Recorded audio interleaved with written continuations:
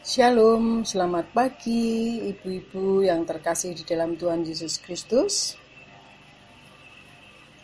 Salam damai sejahtera dimanapun ibu-ibu berada.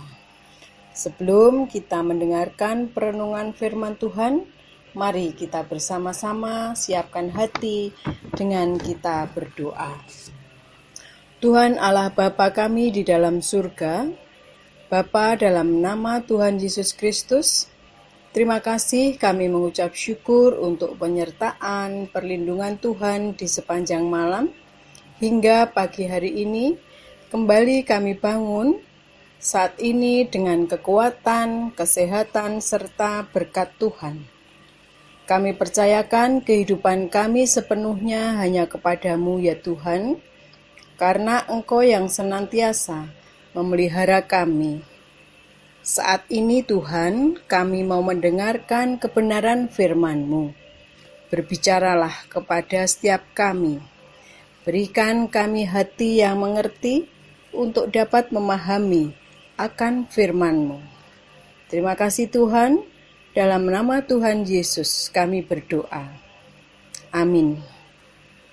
Ibu-ibu yang terkasih, nats kita pada saat ini terdapat dalam Injil Yohanes pasal 9 ayat 1 sampai yang ke-41.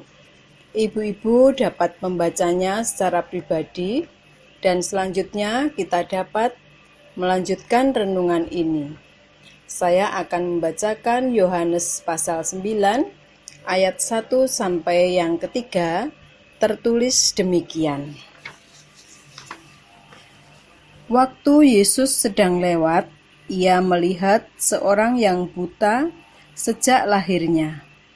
Murid-muridnya bertanya kepadanya, "Rabi, siapakah yang berbuat dosa, orang ini sendiri atau orang tuanya, sehingga ia dilahirkan buta?"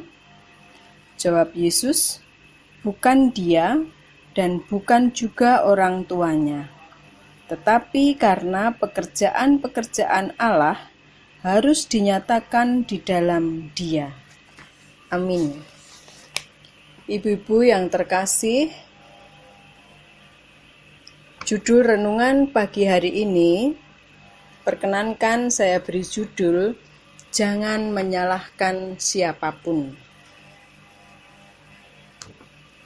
Ketika kita melihat sesuatu yang tidak beres dalam kehidupan ini, kita mempunyai kecenderungan untuk menyalahkan sesuatu. Kita mencari kambing hitam untuk sesuatu yang terjadi, tanpa menyadari yang sebenarnya bahwa itu tidak menyelesaikan masalah. Menyalahkan adalah salah satu sikap manusia sejak dari awal, yaitu ketika Adam dan Hawa jatuh ke dalam dosa. Dan Tuhan bertanya kepada Adam tentang apa yang telah dibuatnya. Adam menyalahkan Hawa. Dan ketika Hawa ditanya, ia menyalahkan ular. Setiap orang tidak mengambil tanggung jawab pada dirinya sendiri, tapi menunjuk orang lain akan tanggung jawabnya yang terlalaikan. Dalam pasal 9 ini, ibu-ibu, kita membaca tentang kisah mukjizat kesembuhan yang dilakukan Tuhan Yesus kepada seorang yang buta sejak lahirnya.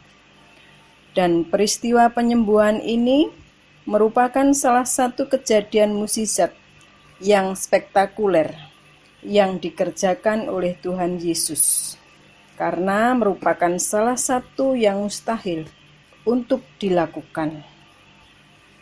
Ibu-ibu yang terkasih di dalam Tuhan Yesus Kristus, kita akan fokus kepada 3 ayat pertama dari pasal ini. Di sini kita membaca murid-murid Tuhan Yesus bertanya tentang siapa yang salah, siapa yang berdosa. Apakah orang buta itu atau orang tuanya, sehingga ia lahir buta? Tapi Tuhan Yesus menjawab dengan sebuah pernyataan yang membukakan mata rohani mereka. Tuhan Yesus memberikan mereka pengertian, yaitu kepada murid-muridnya, bahwa bukan dia dan bukan juga orang tuanya, tetapi karena pekerjaan-pekerjaan Allah harus dinyatakan di dalam dia. Pekerjaan Allah yang dilakukan terhadap orang buta ini adalah kesembuhan jasmani yang diterimanya dari Tuhan. Ia dapat melihat oleh karena kuasa Tuhan. Di sini ada sebuah ending yang sangat membahagiakan tentunya bagi orang buta itu. Kenapa? Karena dia mendapatkan penglihatannya. Tapi bagaimana dengan situasi dalam kehidupan kita yang apabila endingnya tidak seperti yang diharapkan? Apakah ada pekerjaan-pekerjaan Tuhan yang dinyatakan di dalam itu semua?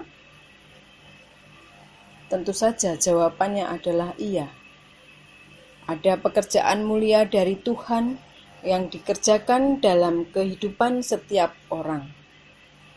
Dalam keterbatasan, dalam ketidakmengertian kita, dalam segala keadaan di mana kita ingin menyalahkan, ketahuilah, ibu-ibu, di situ ada pekerjaan Tuhan yang indah di dalamnya. Ibu-ibu yang dikasihi Tuhan, ada hal-hal yang tidak kita mengerti dalam hidup ini.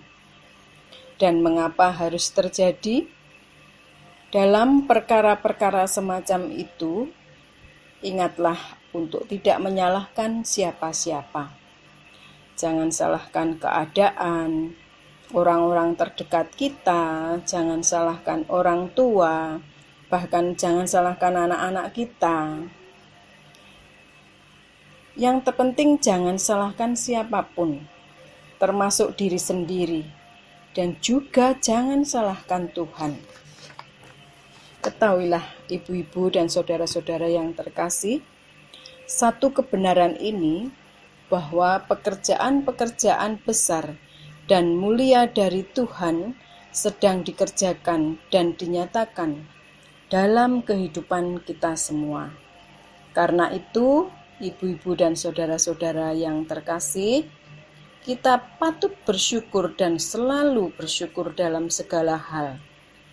Dan jangan menyalahkan siapapun jika sesuatu yang terjadi itu tidak sesuai dengan apa yang kita harapkan. Amin. Mari kita berdoa.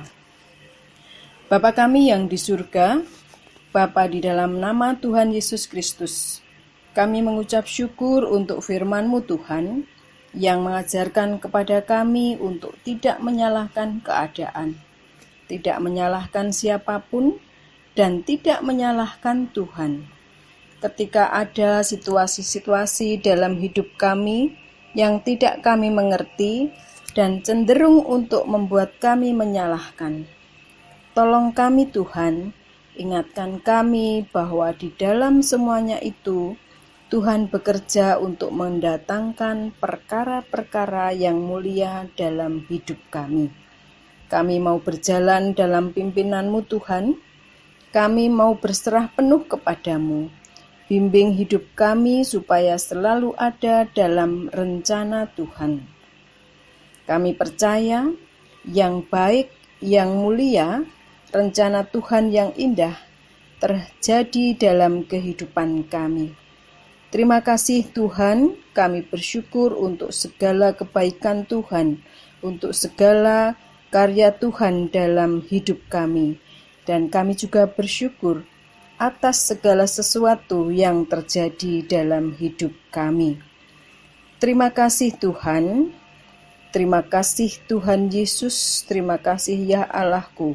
Terpujilah nama-Mu, di dalam nama Tuhan Yesus Kristus. Kami menyerahkan setiap aktivitas kami. Berkatilah tangan-tangan kami yang bekerja. Berikan kami sebuah hikmat dan kemampuan yang daripadamu, agar apa yang kami lakukan semuanya hanya untuk kemuliaan-Mu. Terima kasih Tuhan Yesus. Kami naikkan doa dan ucapan syukur kami. Amin.